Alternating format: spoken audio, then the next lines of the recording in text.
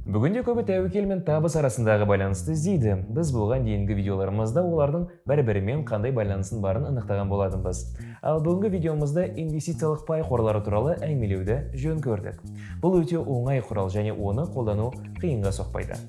Бұл Жусан Инвест арнасы, сіздермен бірге Расыл Миразбек. Дәл қазір біздің арнамызға жылуды ұмытпаңыздар. Ал кеттік. Біз инвестициялау үшін қомақты қаржы мен зор тәуекел болу міндетті емес екенін білеміз. Инвестициялық пай қорлары бұл өте қарапайым және инвестициялаудың кең таралған тәсілдерінің бірі. ИПК түрлі инвесторлардың ақшасын қаржы құралдарына, яғни акцияларға, облигацияларға, жылжымайтын мүлікке ұжымдық инвестициялау үшін біріктіреді. Ал пай дегеніміз не? Бұл атаулы бағалы қағаз. Ол қағаз иесінің қор мүлкінің бір бөлігіне және инвестициялық пай қорынан үлес алуға құқығы барын білдіреді. Осылайша бағалы қағаздар қандай да бір көрсеткіш немесе белгі бойынша біріктіріліп, инвестициялық пай қорын құрайды. Әр пай инвесторға белгілі бір көлемде құқық береді. Инвестициялық пай иелерінің құқығын өз кезегінде тәуелсіз ұйымдар бақылап отырады. Инвестициялық пай қорларының қандай артықшылықтары бар? Қолжетімділік. Қорға салынатын ақшаның бастапқы сомасы аз болуы мүмкін. Сол себепті де ИПК-лар жаңадан келген инвесторлар үшін өте жақсы мүмкіндік. Кәсібилік. Ақшаңызды инвестициялау саласының мамандары басқарады. Ықтимал жоғары табыс. Қорға түскен пайда депозит бойынша кірістен көп болуы мүмкін. Төмен шығындар. Пай қоры ірі инвестор ретінде қаражатты басқаруда тиімді шарттарға ие. Өтімділік. Ашық қорлардың пайларын кез келген уақытта қосымша шығынсыз сатуға болады. Салық жеңілдігі.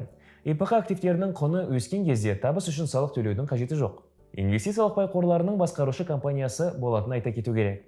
Басқарушы компанияның мақсаты сіздің активтеріңіздің құны үнемі өсіп отыру үшін ақшаңызды инвестициялау.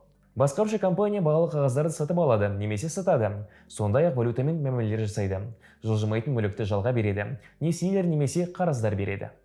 Егер басқарушы компания мұны сәтті жасаса, бүкіл портфельдің және әрбір пайдың ИПК-ның бағалы қағаздарының құны өседі.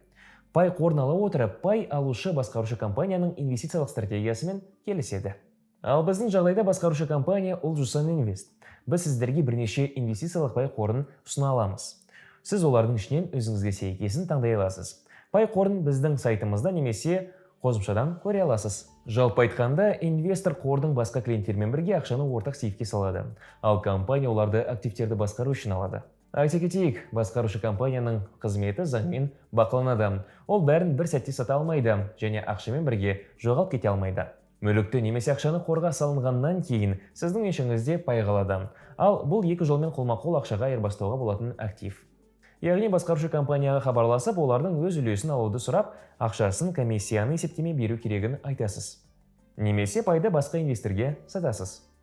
Өздеріңіз көріп отырғандай, барлығы әлде қайда оңай болып шықты. Инвестициялық пай қорлары инвестициялауды енді бастайтындар үшін және ақшасы үшін алаңдағысы келмейтіндер үшін керемет мүмкіндік. Басқа да қызық жаңалықтар мен кейстерді біздің Instagram парақшамыз бен Telegram арнамыздан оқи аласыздар.